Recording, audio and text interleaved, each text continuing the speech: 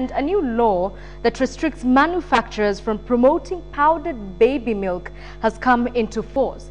Now, the law, which gives priority to breastfeeding, has however met stiff opposition from the industrial sector. Nutritionists, on the other hand, have lauded the move by President Kibaki to assent to the bill, saying the law will help improve the health of Kenyan babies. KTN's Answe Mwendia reports. Jacqueline, Ochieng and Alois are expecting a baby soon. They are preparing for the arrival of the new addition to their lives by buying, among other items, feeding bottles. They are both aware that there is a new law that regulates promotion of these bottles and infant formula. The parents-to-be have mixed reactions to the newly assented to breast milk substitutes regulation and control law. Advertisement is okay. Let it not be advertised. But at the same time, let them open it up so that we can get these formulas wherever we would get it cheaply. If you're working, it will come a time when you have to go back to work, and it will be a challenge, and it will be also stressful. Catherine Kibaki, a nutritionist, is full of praise to government for enacting such a law. This law will now make it more widespread. It will make it more realistic. It will make it more concrete that mothers should breastfeed, which is what is healthy for the child.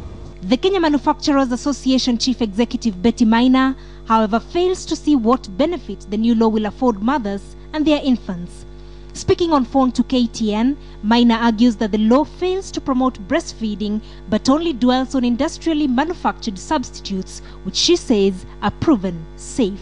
But they are subject to the thorough scientific and subject to lots of quality control. So they're basically a safe product.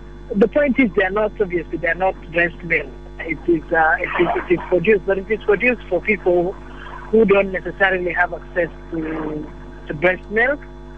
The breast milk substitutes law regulates the promotion of milk formula, follow-up feeds for 6 to 24 months, feeding bottles, pacifiers, breast milk fortifiers, cups with spouts, among others.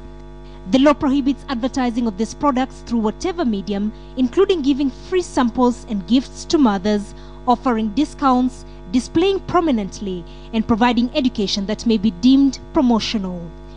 The law also prohibits health workers from receiving scholarships, study tours, research grants, conferences, free samples or gifts from manufacturers or distributors of the designated products. The law requires manufacturers of these products to label them with warnings about their contents or promotional information on breastfeeding.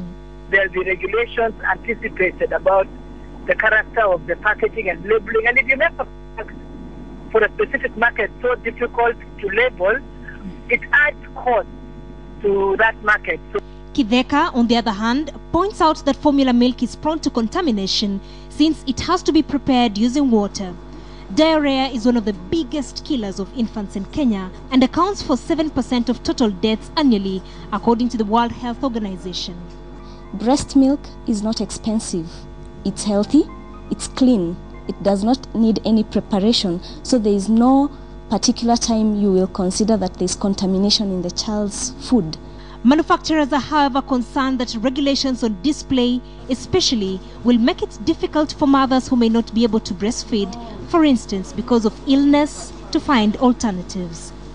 They are also concerned that working mothers will find it difficult, given that the allowable duration for maternity leave is only 3 months. Challenges are there, but we also have the options of expressing, and expressed breast milk remains in good quality for up to 8 hours.